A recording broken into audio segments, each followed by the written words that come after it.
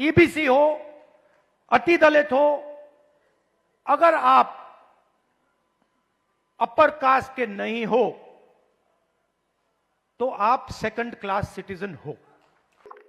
राहुल गांधी जानते हैं कि अगर वो वक्फ बिल के पक्ष में बोलेंगे तो हिंदुत्व के खिलाफ हो जाएगा, क्योंकि हिंदुओं में जो इन दिनों एकजुटता बनी हुई है, जो ध्रुवीकरण हुआ है हिंदुओं के बीच, वो गड़बड़ा सकता है। मतलब उनकी मैनेजमेंट टीम की लिस्ट निकालिए, आप हैरान हो जाओगे।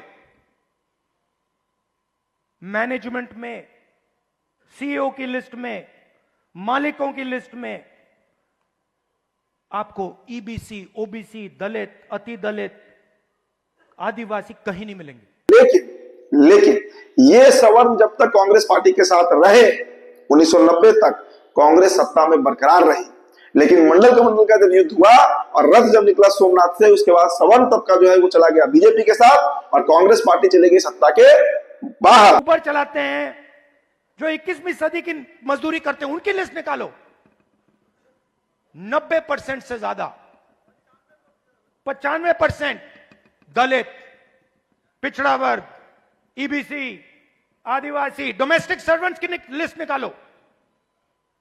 दलित, ओबीसी, ईबीसी, आदिवासी, अति दलित। राहुल गांधी दरअसल लालू प्रसाद यादव की जो राजनीति 90 के दशक में रही है, उसी को कॉपी करते हुए आगे बढ़ते हुए दिख रहे हैं। दोस्तों, कल बिहार आगमन हुआ था राहुल गांधी का। आपको पता है बेगूसराय की वो तमाम तस्वीरें आपने देखी। उसके बाद पटना में एक सभा को संबोधित कर रहे थे राहुल गांधी।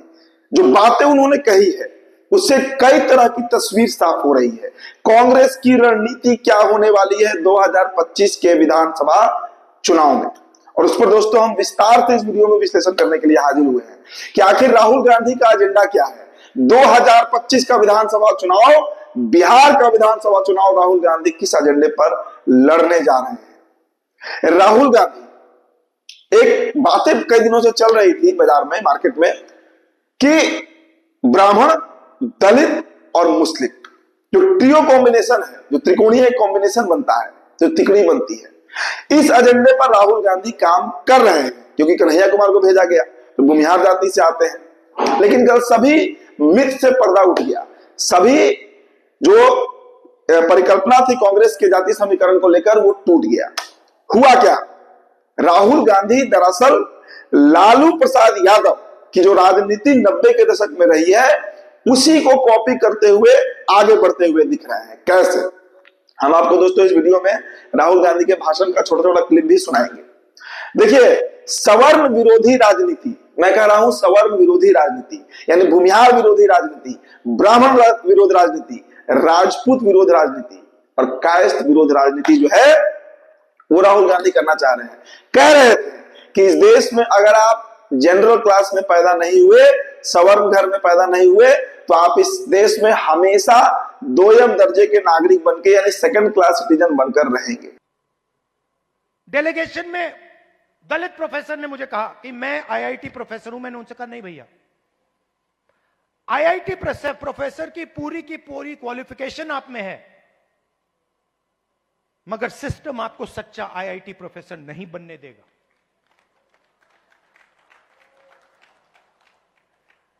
और यह सच्चाई आस्ते आस्ते आस्ते आस्ते मुझे बहुत गहराई से समझ आ गई है। इस देश में अगर आप दलित हो,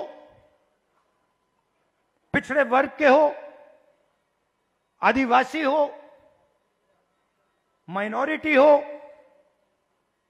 और उसमें मैं महिला भी जोड़ सकता हूं, पिछड़ा बोला, ईबीसी हो, अति दलित हो, अगर आप अपर कास्ट के नहीं हो तो आप सेकंड क्लास सिटीजन हो। अब ये बातें कौन कहा करता था? ये बातें लालू प्रसाद यादव कभी कहा करते थे।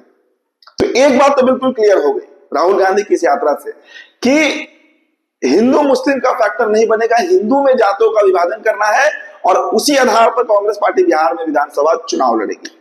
एक बात और गौर करने वाली है, वक्फ बोर्ड संशोधन अधिनियम बिल पारित हो चुका है, राष्ट्रपति का हस्ताक्षर हो चुका है, कानून बन चुका है। राहुल गांधी, सोनिया गांधी, प्रियंका गांधी अभी तक इस पूरे बिल पर एक शब्द उन्होंने नहीं कहा है। कल पटना आए थे, राहुल गांधी के पास खुला मंच था, लेकिन राहुल गांधी ने एक लाइन वक्फ बोर्ड पर नहीं बोला। क्यों भाई? बिहार के 17.5% मुसलमान हो, क्या आप राजनीति कर रहे हैं? मुसलमानों का सबसे बड़ा मुद्दा है वक्फ बोर्ड संशोधन अधिनियम बिल, आप उस पर कुछ नहीं बोल रहे हैं। और क्या कह रहे हैं कि एक दलित अगर IITN है भी तो उसे IITN नहीं माना जाएगा क्योंकि वो दलित घर में पैदा हुआ है। तो देखिए, राहुल गांधी जानते हैं कि अगर वो वक्फ बिल के पक्ष में बोलेंगे तो हिंदुत्व के खिलाफ हो जाएगा, क्योंकि हिंदुओं में जो इन दिनों एकजुटता बनी हुई है, जो ध्रुवीकरण हुआ है हिंदुओं के बीच, वो गड़बड़ा सकता है। मतलब हिंदू जो है वो एंटी कांग्रेस हो सकता है। और देखिए, कांग्रेस पार्टी सत्ता से बाहर इसीलिए हुई क्योंकि 1976 में संविधान में सेकुलर शब्द लाया गया, और उसके बाद कांग्रेस पार्टी का पतन आप लगातार देखते जाइए। ये मेरा अपना कोई आकलन विश्लेषण नहीं है, आप खुद गौर कीजिए कि 75 के पहले की कांग्रेस और 1975 के बाद की कांग्रेस में कितना बड़ा अंतर आ गया। हालांकि इमरजेंसी भी लगा था, वो भी एक बड़ा फैक्टर बना था। तो मिला जुलाकर जिस दलित राजनीति की बात राहुल गांधी कर रहे हैं बिहार में, वो कितना सफल होगा, इस पर जरा हम नजर डालते हैं दोस्तों। देखिए, राहुल गांधी जिस दलित राजनीति की बात कर रहे हैं, दलित बिहार में है 19% और 21 जातियां हैं उसमें, जिसमें अगर एक जाति रविदास को छोड़ दे, जिस जाति से प्रदेश अध्यक्ष बने हैं राजेश राम, तो ये बिल्कुल क्लियर है कि बाकी सभी दलित बीजेपी के साथ हैं। तो दलित को अगर साधने में राहुल गांधी सफल हो भी गए तब भी क्या सरकार बना पाएंगे, क्योंकि उनका नजर जो है वो दलित वोट पर बना हुआ है। आपको आज स्टेज से बता सकता हूं कि अगर आप तेलंगाना में देखें और उन लोगों की लिस्ट निकालें जिन्होंने बैंक लोन लिया है, सरकारी बैंक से लोन या प्राइवेट बैंक से लोन, उस लिस्ट में आपको ना एक ओबीसी मिलेगा, ना एक ईबीसी मिलेगा, ना एक दलित मिलेगा, ना एक आदिवासी मिलेगा। तेलंगाना की सबसे बड़ी कंपनियों की आप लिस्ट निकालिए, उनके मालिकों की लिस्ट निकालिए, उनकी सीईओज की लिस्ट निकालिए। यह सब हम तेलंगाना में अब कर सकते हैं। उनकी मैनेजमेंट टीम की लिस्ट निकालिए, आप हैरान हो जाओगे।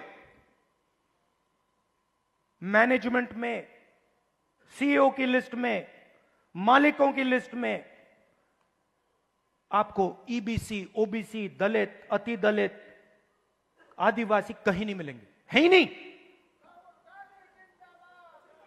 मैं आपसे नहीं कह रहा हूं कि 5% हैं, मैं आपसे नहीं कह रहा हूं कि 5% हैं, जीरो है ही नहीं। और आप दूसरे तरफ मजदूरों की लिस्ट निकालो, जो 21वीं सदी के नए मजदूर बने, गिग वर्कर्स, जो उबर चलाते हैं, जो 21वीं सदी की मजदूरी करते हैं, उनकी लिस्ट निकालो।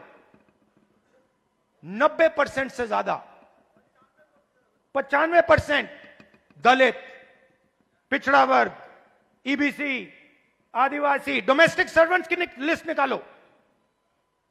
दलित, ओबीसी, ईबीसी, आदिवासी, अति दलित।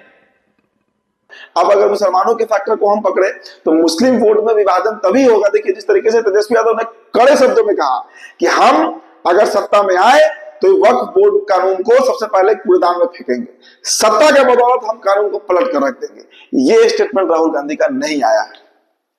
तो ना वो मुसलमानों की राजनीति कर रहे हैं, ना सवर्ण हिंदुओं की राजनीति कर रहे हैं, तो राजनीति हो किसकी रही है? राजनीति हो रही है सिर्फ और सिर्फ दलित की। तो इसीलिए सवाल उठ रहा है कि हिंदू वोट को तोड़ने का, विभाजन करने का जो एक रणनीति राहुल गांधी बनाए हैं, वो कितना सफल होगा बिहार में, और सवर्णों के खिलाफ बोलकर क्या मिलेगा। देखिए, मेरा अपना आकलन है दोस्तों कि बिहार क्या, पूरे देश की आप किसी राज्य की राजनीति देख लीजिए, आबादी भले ही सवर्णों की बहुत कम है, ये बात जाति जनगणना की रिपोर्ट ने भी स्पष्ट कर दिया कि हिंदू सवर्णों की कुल आबादी 10% है।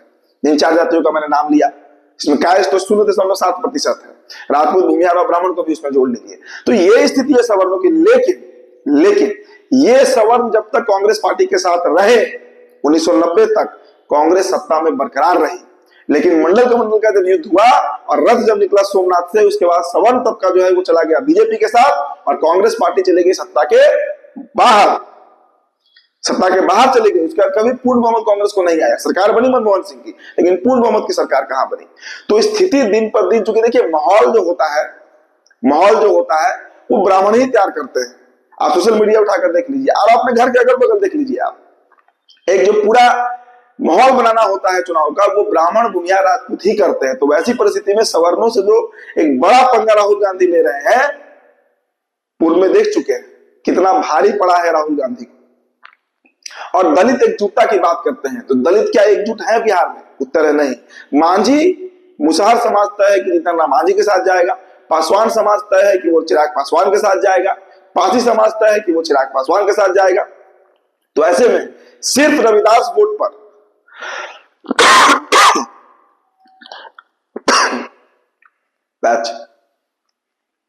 सिर्फ रविदास वोट पर या आप अति पिछड़ों की बात कर रहे हैं, तो क्या बिहार के अति पिछड़े नीतीश कुमार का साथ छोड़कर राहुल गांधी के साथ जाएंगे?